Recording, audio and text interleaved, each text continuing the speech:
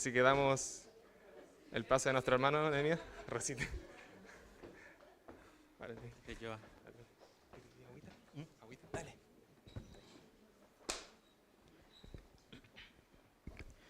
Muy buenos días, hermanos.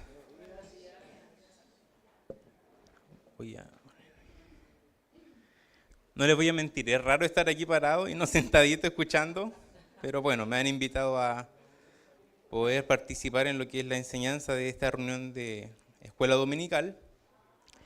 Y vamos a estar considerando lo que hemos estado viendo, el libro de Filipenses, la carta de Filipenses, y hoy tenemos que estar revisando el capítulo 3.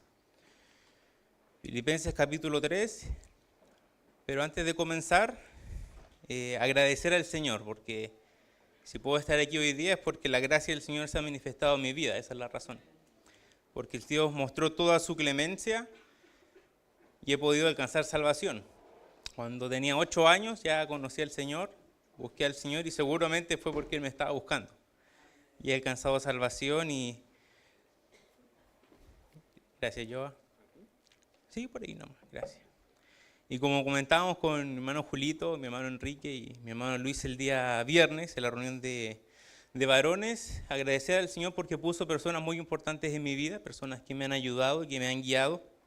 Y un privilegio contar con una familia cristiana. Agradecer al Señor por mi familia, que son los que me han apoyado, que quienes son los que me han guiado en el camino de la fe y quien me ha mostrado cómo vivir el cristianismo. Pero también agradecer al Señor porque hace un tiempo, en mi antigua iglesia, yo tenía unas hermanas que eran de edad, eran hermanas mayores, las quería mucho y me llevaba muy bien con ellas. Yo siempre les decía, siempre que podía, hermano, ore por mí porque usted sabe que la oración del justo puede mucho y ustedes son muy justas, así que oren por mí, hermana, y eran muy buenas hermanas. Y este grupo de hermanas oró por mi familia y por mí cuando nos estábamos retirando de la iglesia, pidiendo para que nosotros pudiésemos encontrar un lugar donde servir y hermanos donde pudiésemos ser cuidados por ellos y ser queridos. Y en 10 días más cumplo 2 años en esta iglesia, así que da gracias al Señor por eso, porque el Señor ha sido muy bueno, los puso a ustedes en mi camino y he podido crecer con ustedes, he podido servir juntos y hoy poder exponer lo que es la palabra del Señor. Y algo que hay que hacerlo con seriedad y con responsabilidad, porque es la palabra del Señor y no es lo que pueda decir yo. Así que vamos a estar revisando el libro de Filipenses, capítulo 3, del versículo 1 hasta el versículo 11. Esa es la sección que tenemos que ver hoy y ha sido definida por el bosquejo como las advertencias de Pablo 1. Vamos a estar viendo eso, así que vamos a dirigirnos al Señor en oración y ya vamos a comenzar con lo que es de lleno con el libro. Dios bueno, agradecemos porque un día más, Señor, su misericordia y su gracia se ha manifestado en nuestras vidas. Porque un día más, Señor, su sol salió sobre buenos y malos y sabemos, Señor, que es porque su clemencia se manifiesta. Y oramos a usted, Señor, porque un grupo de sus hijos nos dirigimos, Señor, a estudiar su palabra en nuestra escuela dominical. Y queremos rogar, Señor, para que usted pueda dirigirnos, que en su infinita gracia, Señor, nos dirija para poder ver las maravillas de su ley. Y nos dirigimos a usted, Señor, porque usted es quien ha prometido enseñar y mostrar el camino en el que debemos andar. Y al exponernos a su palabra, Señor, rogamos que usted haga y cumpla su promesa y podamos nosotros, Señor, dar fruto, porque su Espíritu Santo va a estar obrando en nosotros. Diríjanos, Señor, y rogamos que su Espíritu Santo una vez más nos guíe a toda verdad para poder extraer de su palabra, Señor, lo que usted nos quiere decir. Y rogamos, Padre, para que su Santo Espíritu ministrando los corazones conforme a la necesidad de cada uno. Damos gracias por todo y dejamos el resto de la reunión en sus manos. En nombre de Jesús, amén. Bien.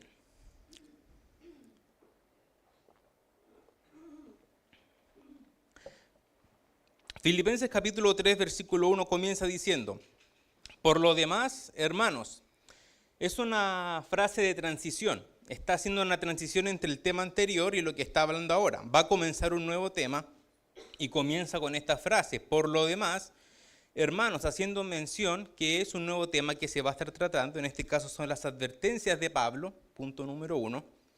Y es interesante porque el bosquejo aquí nos plantea que el original dice: por lo demás, hermanos de mí. Hace referencia a que son hermanos de Pablo y está haciendo referencia a que hablan las mismas personas a las que les está hablando, a los que le ha estado escribiendo, aquellos que son los hermanos de Filipos, que han gozado de la gracia y han gozado de la paz del Señor. A ellos es quienes el apóstol Pablo le está hablando. Y les dice un mandato: gozaos en el Señor. Lo primero que tenemos que entender es que gozaos es un verbo, es una acción que hay que llevar a cabo. Y está en imperativo, es decir, que es una acción que se debe de llevar a cabo porque es un mandato. Y es interesante porque el receptor de la carta son los de Filipos, a quienes les es concedido a causa de Cristo no solo creer, sino también padecer por el Señor. Y es una carta que es enviado por el apóstol Pablo, quien está encarcelado. Y en la carta también se toman temas sensibles, como lo vimos con nuestro hermano Julito, donde ellos conocen que Epafrodito estuvo enfermo y próximo a la muerte. A ellos se les está escribiendo el apóstol Pablo y les dice: gozaos en el Señor. Entonces es una pregunta compleja: ¿cómo va a sentir gozo una persona que está sufriendo? Por lo que dice el texto: gozaos en el Señor. El gozo es una actitud que tiene que estar presente en el cristiano porque no depende de las circunstancias. El texto aquí dice claramente: en el Señor. Proviene y viene del Señor. De Él nace, y por eso el cristiano puede estar gozoso sin importar la situación en la que se encuentre, porque viene del Señor. Santiago va a escribirle a los expatriados en la dispersión y va a decir: tened por sumo gozo cuando os halléis en diversas pruebas. ¿Cómo hay gozo cuando hay pruebas? Porque nuevamente es el gozo en el Señor. Y si es el gozo en el Señor el que está hablando el apóstol Pablo, nosotros tenemos que tener en cuenta algo. Y esto tiene que ver con el lenguaje. Y es que gozo es una palabra cognada de la palabra gracia. ¿Qué significa que gozo sea una palabra cognada? Que presenta la misma raíz que gracia. Porque así como gracia en el griego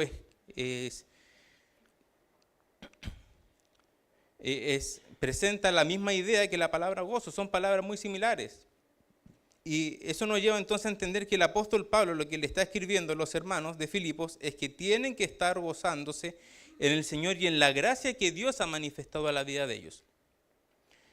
Si nosotros vamos entonces a comprender que el que tiene que estar en gozo es el que es depositario de la gracia del Señor, tenemos que saber entonces cuánto es la gracia que el Señor Jesucristo ha mostrado. Y si hay un pasaje que lo muestra bastante, es la segunda carta del apóstol Pablo a los Corintios, segunda a los Corintios capítulo 8, versículo 9. Y ese pasaje nos va a mostrar bastante lo que es la gracia del Señor. Primero mostrar y ejemplificar que es una gracia salvífica, es una gracia que salva. Segunda a los Corintios 8, 9 dice: porque ya conocéis la gracia de nuestro Señor Jesucristo, que por amor a vosotros se hizo pobre, siendo rico, para que vosotros en su pobreza fueseis enriquecidos. ¿Cómo es posible que Dios se haga pobre? ¿Se puede acaso hacer Dios pobre? Bueno, aquí el pasaje nos dice que Dios se hizo pobre. Y dice el apóstol que ya conocéis la gracia. Y la gracia está vinculada al amor.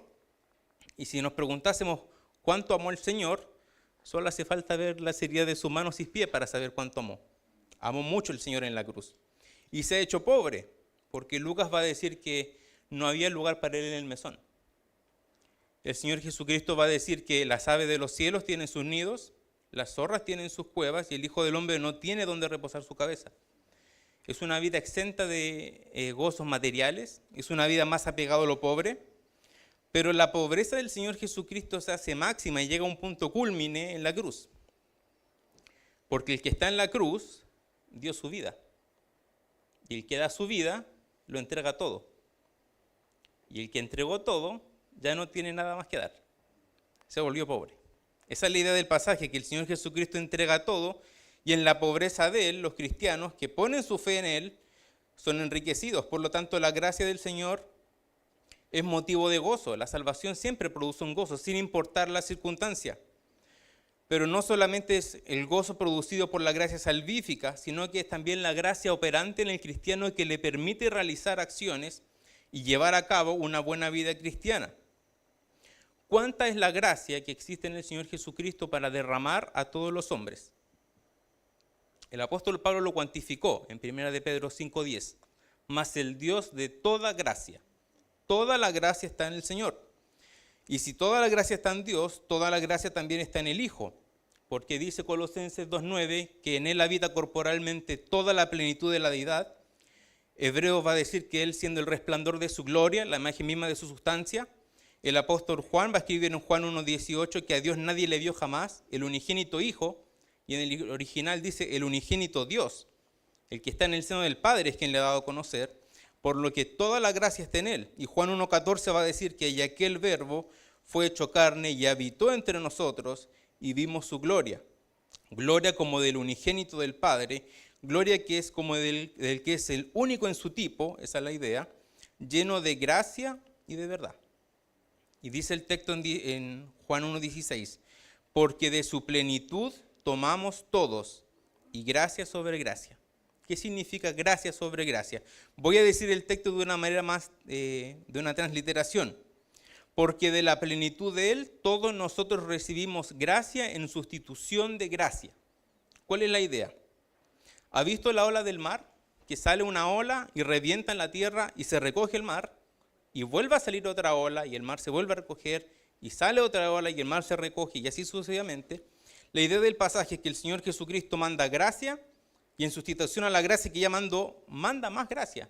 Esa es la idea del pasaje, que su gracia es una fuente inagotable de gracia, que manda y manda para que el cristiano pueda entonces llevar y sobrellevar cada una de sus pruebas. Por lo que el gozo entonces puede ser factible en el corazón del cristiano sin importar las circunstancias, porque es Dios quien sostiene su vida por la gracia que ha dado. Y es una gracia que va día a día y cada día se aumenta más. ¿Cómo yo voy a tener gozo cuando están pasando momentos difíciles? Si usted ha ido a la reunión de oración, estamos viendo los salmos. Hemos visto muy buenos salmos. Y son salmos que hablan mucho de eso, del actuar del Señor en la vida del angustiado, del afligido. Pero solamente quiero que revisemos uno. Un salmo que Dios mediante vamos a estar revisando más adelante, el Salmo 34. Y este salmo habla bastante de lo que es el amor del Señor y quién puede confiar. Y pues este salmo muestra mucho por qué hay gozo. Y si usted se da cuenta, el Salmo 34:4 dice, busqué a Jehová y él me oyó y me libró de todos mis temores. Los que miraron a él fueron alumbrados y sus rostros no fueron avergonzados. Es decir, que los que miraron al Señor no fueron desanimados. El Señor obró en favor de ellos.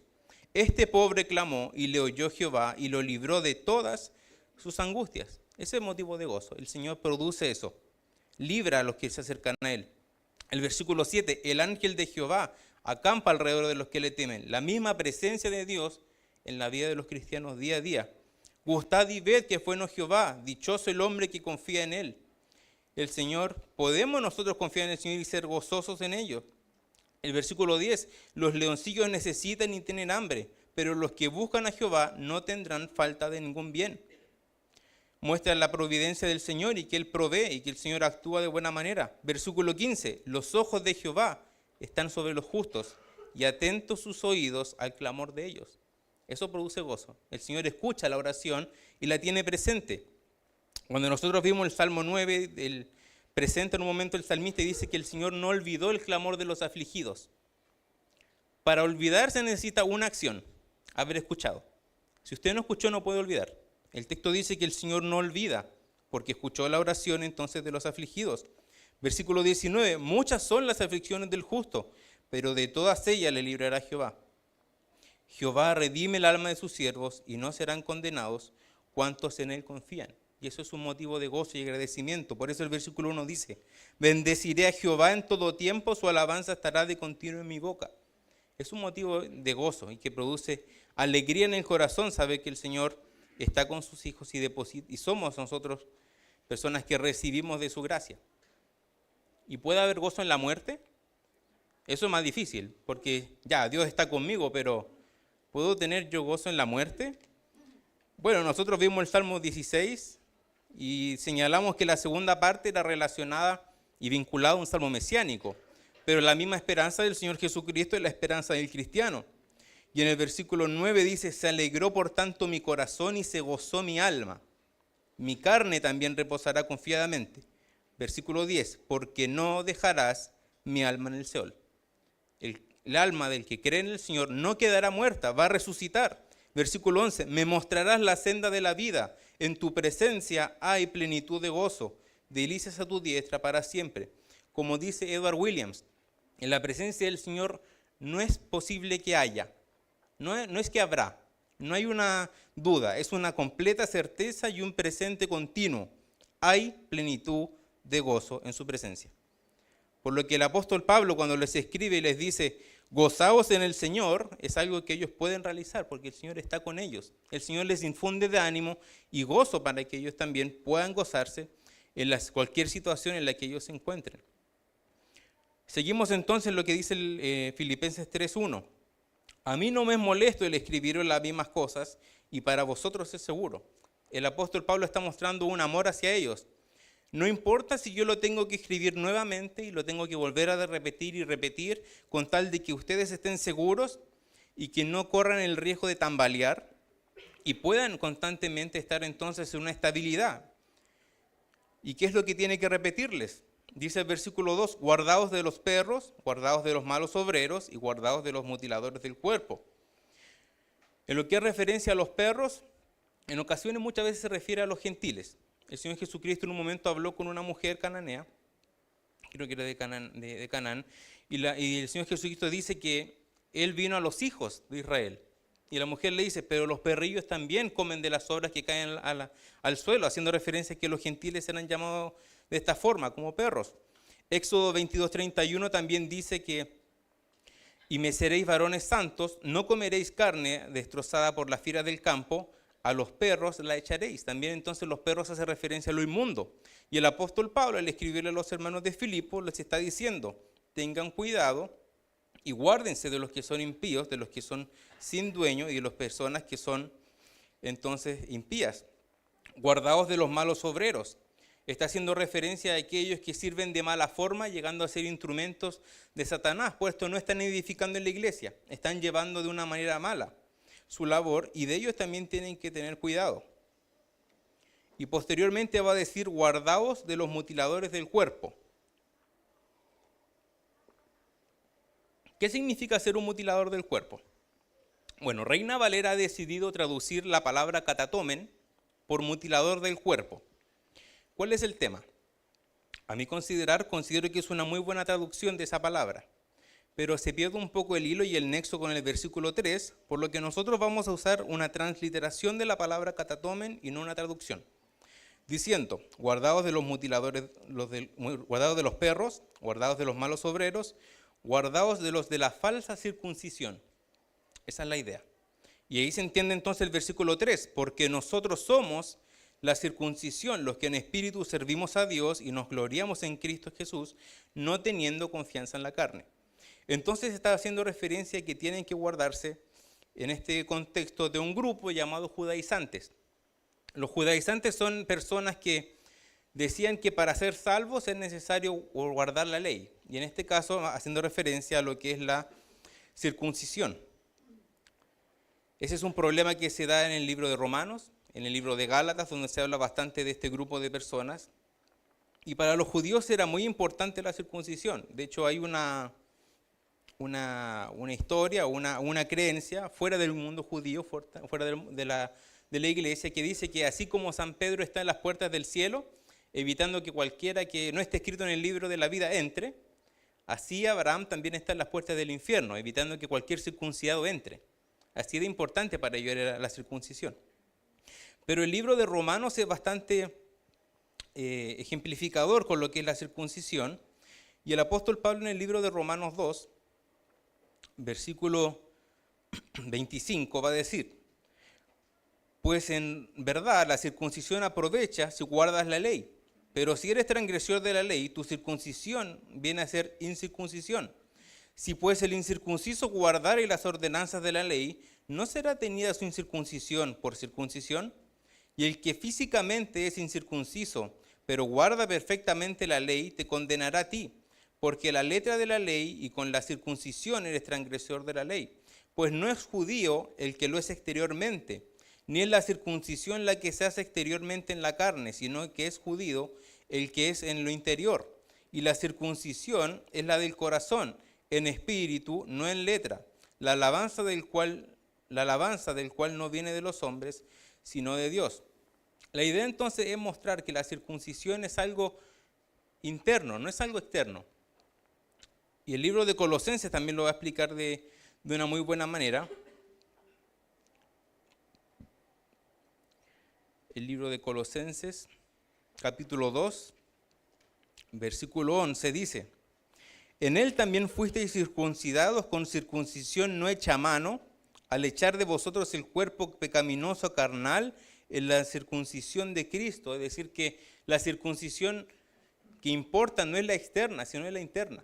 La interna es lo que importa, y eso es lo que está haciendo referencia el apóstol Pablo en las diferentes cartas. El que es parte del pueblo del Señor es aquel quien ha depositado su fe en el Señor Jesucristo y comparte la fe de Abraham. Esa es la idea, y ellos son los que entonces son parte del cuerpo del Señor. Y el apóstol Pablo va a decir entonces en el versículo 3, los que en espíritu servimos a Dios y nos gloriamos en Cristo Jesús, no teniendo confianza en la carne. Y hace referencia a lo mismo, no nos confiamos en lo que nosotros podemos hacer, nos estamos gloriando en el sacrificio de Cristo hecho en la cruz y en su justicia, la cual nos permite entonces acercarnos a Dios. Versículo 4, aunque yo tengo también de qué confiar en la carne, si alguno piensa que tiene de qué confiar en la carne, yo más.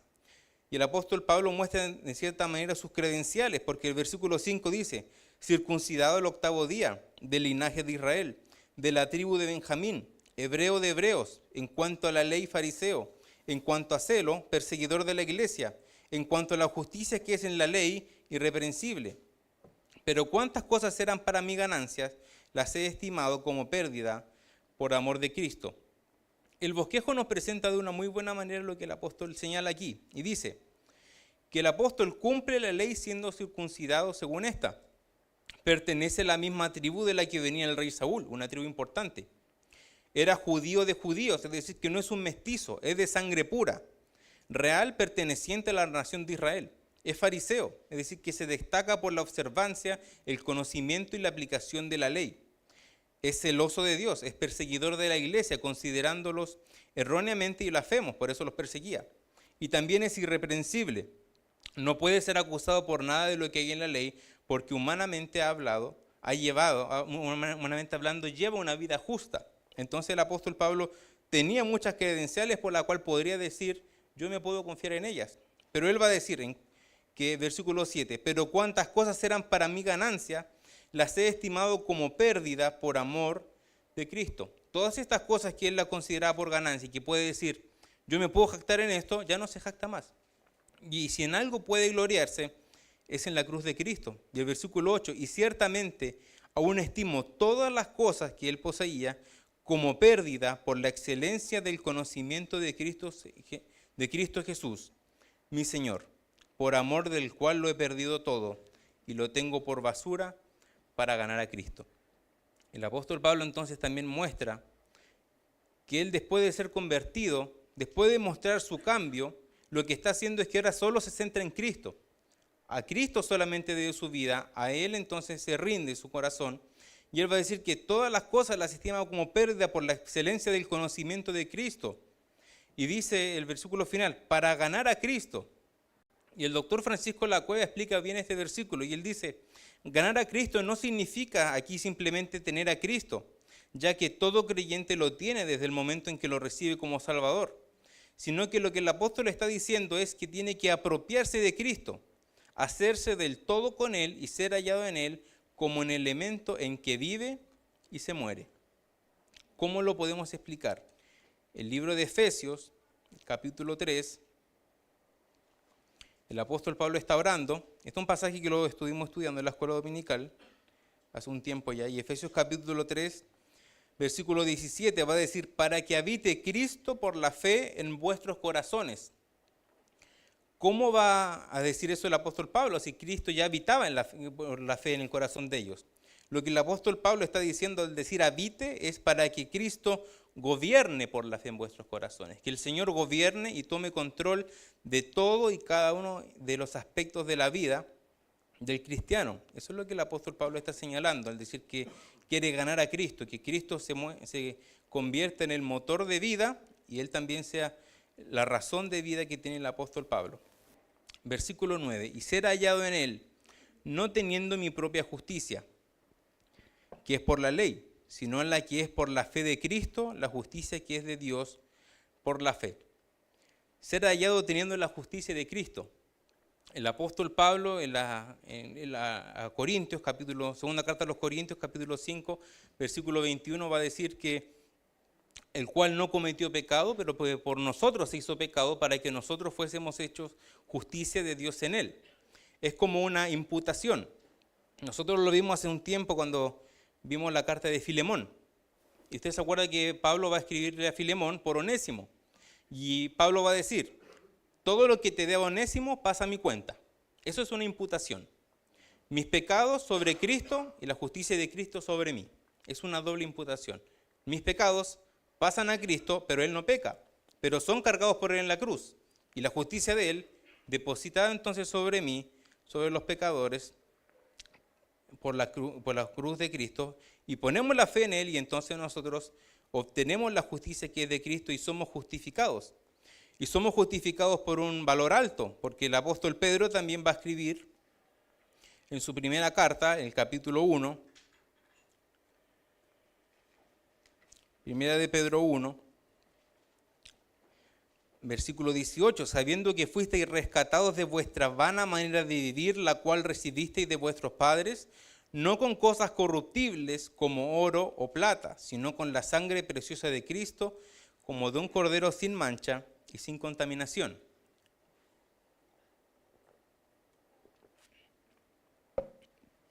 Si usted le muestra este pasaje a un químico, se nos muere. Así de simple. ¿Por qué? Cuando yo estaba en la universidad y mi profesor de química analítica nos pasó la tabla periódica y nos dijo, existen los grupos nobles, los metales, los gases nobles, existen los metaloides, los no metales y los metales. En el grupo de los metales hay un grupo que es VIP. ¿Qué significa que un grupo VIP? Que es un grupo que está sobre todas las cosas y es conocido como los metales incorruptibles. Los metales incorruptibles son el oro, la plata y el platino. Tienen propiedades físico-químicas muy importantes y se conservan en el tiempo. Y el apóstol Pedro está diciendo que esos metales, como el oro y la plata, son corruptibles. Por eso un químico se nos muere si uno le dice eso. Pero ¿qué es lo que pasa? Es que la sangre preciosa de Cristo tiene tan alto valor que cualquier cosa a la que se le compare pierde su valor. Eso es lo que está diciendo el apóstol Pablo. Tan grande y tan preciosa es el valor de la sangre de Cristo que el oro y la plata, que son materiales importantes y son de muy grande valor, pierden todo su valor. No tienen valor al ser comparados con la sangre de Cristo. Y por eso el apóstol Pablo está diciendo en el versículo 9, y ser hallado en Él, es decir, posicionalmente en Cristo, no teniendo mi propia justicia, sino que esa justicia que es por la ley, sino la que es por la fe de Cristo. Es una justicia que es añadida al cristiano por la fe. Y es un pasaje complejo cuando lo vemos así, porque dice, por la fe de Cristo. Y surge una pregunta. ¿Cristo tuvo fe en sí mismo y por eso somos salvos? ¿A qué fe es la que se refiere el apóstol Pablo? Que dice, por la fe de Cristo. Y es un pasaje complejo. Y lo voy a explicar como yo lo he entendido, como yo lo he buscado y como lo he podido estudiar. En el original la palabra de no existe, no está. Y yo le pedí a Santi si podía compartir algo, así que le voy a pedir si lo puede compartir y vamos a estar considerando un aspecto de lo que es el texto original.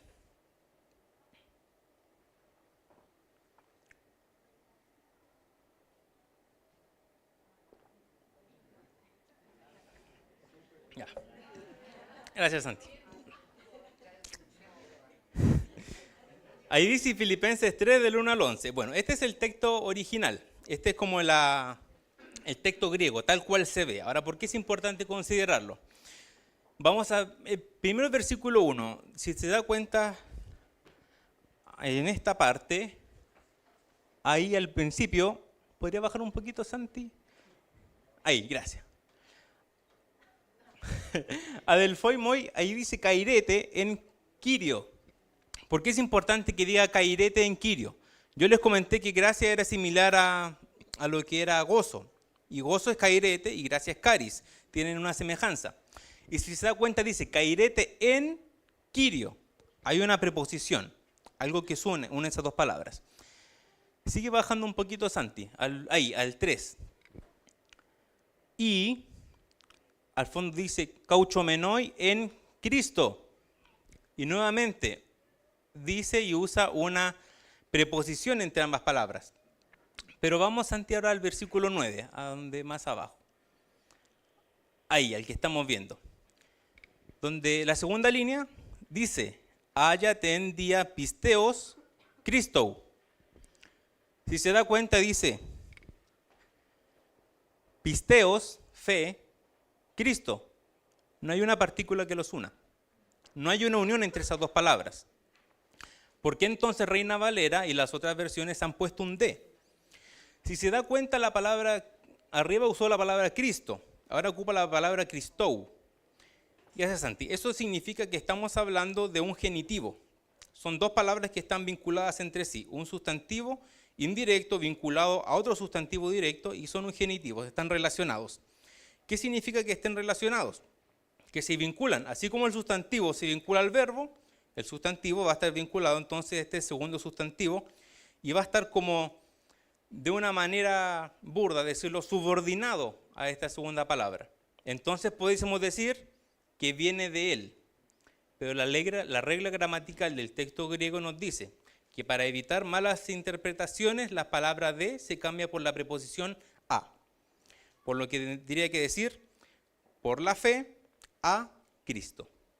Es decir, que el que es cristiano y el que tiene la justificación es por el que es, sino la que es por la fe puesta a Cristo, por la fe direccionada al Salvador. Esa es la fe que salva, la fe que ha puesto a Cristo en dirección a Él.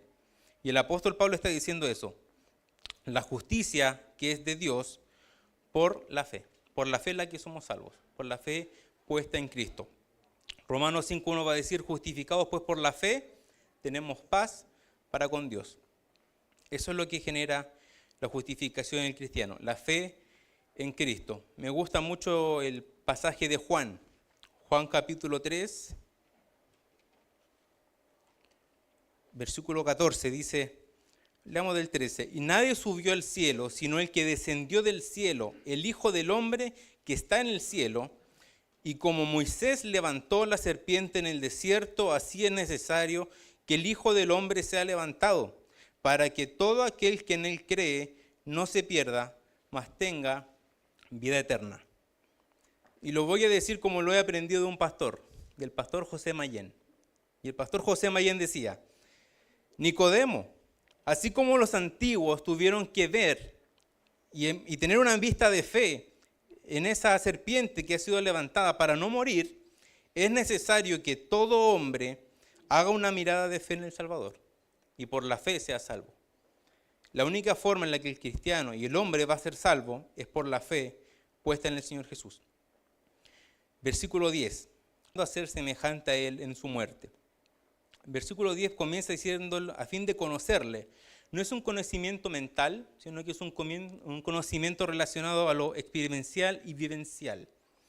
Los profetas menores se nos menciona bastante. El profeta Amós dice, a vosotros solamente os he conocido entre todos los pueblos de la tierra. No quiere decir que el Señor no conocía a los moabitas, a los edomitas, el Señor los conocía, pero el Señor está diciendo que solo con el pueblo de Israel tuvo una relación cercana. Y eso está diciendo el apóstol Pablo, que el apóstol Pablo quiere conocerle más y día a día poder ser lleno del conocimiento y tener una relación con el Señor. Y además conocer el poder de su resurrección. ¿Cómo yo voy a gozar y conocer el poder de su resurrección? Nuevamente el libro de Efesios nos da un poco más de luz relacionado a esto. Y Efesios 1 va a decir, cuando el apóstol Pablo está orando, en el versículo 17, para que el Dios de nuestro Señor Jesucristo, el Padre de gloria, os dé espíritu de sabiduría y de revelación en el conocimiento de Él, alumbrando los ojos de vuestro entendimiento para que sepáis cuál es la esperanza a que Él os ha llamado y cuál es la riqueza de la gloria de su herencia con los santos y cuál es la supereminente grandeza de su poder, para con nosotros los que creemos según la operación del poder de su fuerza, la cual operó en Cristo, resucitándole de los muertos y sentándole a su diestra en los lugares celestiales. Es decir, que la gracia, el poder del Señor Jesucristo, el poder que se ocupó para resucitar a Cristo es el poder que está al alcance de los cristianos. Eso es lo que está diciendo el apóstol Pablo. Y él quiere ocupar y quiere conocer ese poder de su resurrección, ese poder que le permite realizar y vivir una vida cristiana, poder entonces conducirse de buena manera, poder vivir en santificación, poder vivir de manera íntegra, poder vivir de la manera que la Biblia y Dios nos demanda, pero no en mis propias fuerzas, sino por el poder de la resurrección del Señor. Ese es el poder que actúa y opera en los cristianos y que nos permite entonces vivir de manera santa. Ahora, usted vea su vida, vea su día a día. ¿Usted pelea con el pecado? ¿Todos los días pelea con el pecado? ¿Se levanta y pelea con el pecado? Bueno, ¿sabe quién es el único que pelea con el pecado? Un cristiano. Si usted pelea con el pecado todos los días, porque es cristiano, es hijo del Señor. Y no pelea solo, porque pelea, como dice aquí el versículo, en el poder de su resurrección. Dios mismo peleando con sus hijos y fortaleciéndoles para que puedan entonces sobrellevar la vida que tienen que vivir. Y la participación de sus padecimientos hace referencia entonces a una identificación con los sufrimientos de Cristo, porque Cristo se identifica con sus hijos cuando sufren, porque el apóstol Pablo, cuando seguía a los cristianos, dice que va rumbo a Damasco y se le aparece el Señor y Jesús le dice: yo soy Jesús a quien tú persigues. Pero Pablo persigue a los cristianos, pero Jesús dice: si tú los persigues a ellos, me persigues a mí. Es una identificación de los padecimientos de Cristo con sus hijos. Y el final del versículo 10, llegando a ser semejantes a Él en su muerte, haciendo referencia también a lo que habla el apóstol Pablo en el libro de Romanos, Romanos capítulo 6, versículo 4, así también nosotros, es el 7, Romanos 6, 4, porque somos sepultados juntamente con Él para muerte, por el bautismo, a fin de que como Cristo resucitó de los muertos por la gloria del Padre, así también nosotros andemos en vida nueva. Porque si fuimos plantados juntamente con Él en la semejanza de su muerte, así también lo seremos en la de la resurrección. Sabiendo esto, que nuestro viejo hombre fue crucificado juntamente con Él, para que el cuerpo del pecado sea destruido, a fin de que no sirvamos más al pecado. Es decir, que somos muertos con Cristo. Nuestro cuerpo pecaminoso ha muerto y ahora vivimos de una manera distinta. Romanos 6:1 va a decir: ¿qué pues diremos? ¿Perseveraremos en el pecado para que la gracia abunde? Versículo 2, en ninguna manera. Porque los que hemos muerto al pecado, ¿cómo viviremos sobre él? Las paráfrasis de algunas Biblias son un poco más enfáticas, y cuando dice en ninguna manera, dice perezca ese pensamiento. Esa es la idea, que ese pensamiento perezca, que ni siquiera pase por la mente pensar en pecar para que la gracia del Señor abunde. Y el apóstol Pablo está diciendo eso, llegando a ser semejante a Él en su muerte. Ya para finalizar el versículo 11, si en alguna manera llegase la resurrección de entre los muertos, llega a ser un poco quizás como redundante al decir de entre los muertos, porque el que es muerto es contado con los muertos y el vivo es contado con los vivos. Entonces es natural pensar que el que es resucitado va a ser resucitado de entre los muertos. Pero Pablo ocupa esta expresión a lo largo de sus diferentes cartas, solo asociado a cristianos. De hecho, va a decir también el escritor de Hebreos que Cristo fue resucitado de entre los muertos. Entonces, ¿por qué dice de entre los muertos? Bueno, porque la expresión en el texto griego es un poco más enfática. Y está diciendo que el que resucita es levantado y sale de entre los muertos y deja atrás a todos aquellos que no tienen esperanza. Por eso dice que es resucitado de entre los muertos, porque sale de ese lugar de muertos y mira hacia atrás, y atrás quedan todos aquellos que están muertos sin esperanza. Pero el apóstol Pablo dice que tiene esperanza, que si en alguna manera llegase a la resurrección de entre los muertos, porque sabe que si muere va a poder tener la certeza de resucitar, porque el Señor Jesucristo resucitó. Y por cuanto Él ha resucitado, entonces los cristianos también pueden resucitar. ¿Y por qué genera esa confianza desde el apóstol Pablo? Bueno, porque él escribió en la segunda carta a Timoteo: por lo cual padezco y no me avergüenzo, porque yo sé a quién he creído y sé que es poderoso para guardar mi depósito hasta el día del Señor. Es poderoso para guardar mi vida. Yo sé que si muero, el Señor me va a resucitar. Esa es la razón por la que el cristiano puede mirar a la muerte, si llega a su vida, y puede decir como Job, yo sé que mi Redentor vive, y que aunque mi carne se desecha, con mis ojos veré al Señor. Es decir, que el cristiano puede entonces tener fe y saber que si pasa por muerte, va a ser resucitado, porque Cristo le va a levantar de entre los muertos. Pero dice también, si en alguna manera llegase, o sea, hay opción de que el apóstol Pablo no vea muerte, y hay opciones que los cristianos no vean muerte. Hay veces que nosotros decimos, lo único certero en la vida es que vamos a morir. Ni eso es certero. Porque el apóstol Pablo va a decir en la carta a los Corintios capítulo 15, os digo un misterio, no todos dormiremos.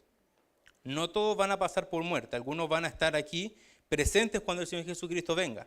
Y no van a pasar por muerte. Sus cuerpos van a ser transformados, pero no van a pasar por muerte. Y el apóstol Pablo está diciendo, si en alguna manera esa llegase, o sea, puede haber una opción de que no llegue a ser la muerte, pero si llega, va a tener que experimentar el poder de la resurrección de entre los muertos.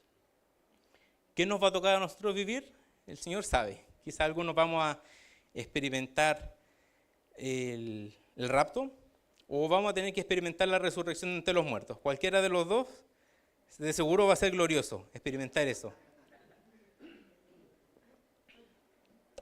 Pero ¿qué es lo importante aquí? Al final del día, ¿qué es lo importante? Lo importante no es pasar por el rapto o pasar por la resurrección de entre los muertos. Lo realmente importante es que los cristianos o pasen por la resurrección de entre los muertos o vean el rapto, es que se encuentran con Cristo. Como dice aquí, a fin de conocerle. Eso es lo importante.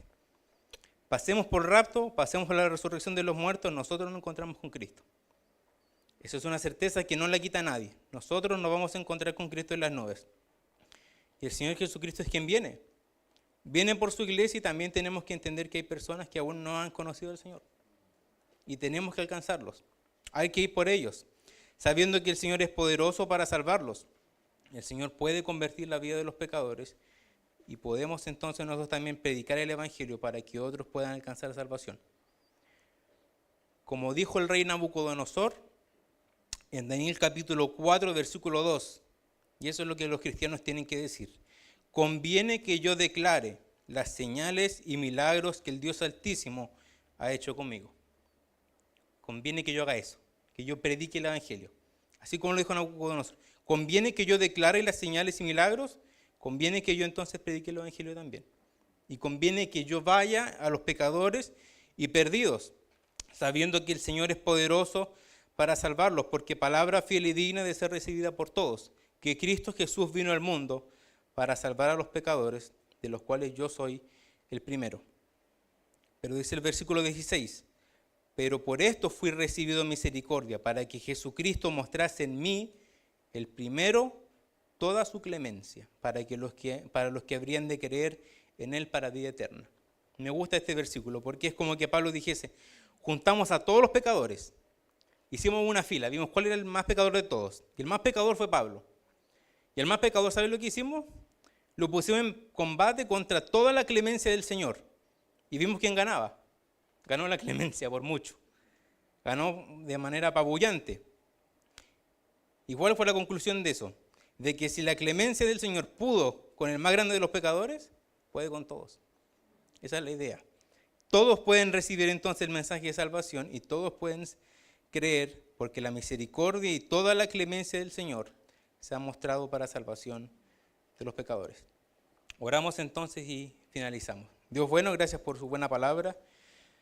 Gracias, Señor, porque su palabra es siempre viva y eficaz y porque podemos, Señor, escudriñarla y tener el privilegio de tenerla con nosotros y poder, Señor, ser exhortados por ella y considerar, Señor, que tenemos que permanecer gozosos, sabiendo que usted nos infundirá de gozo para poder sobrellevar cada una de las situaciones en las que nos rodeemos, sabiendo que el gozo viene de usted y es independiente de las circunstancias. Y también, Señor, agradecerle a usted porque hemos alcanzado salvación por la fe en Cristo.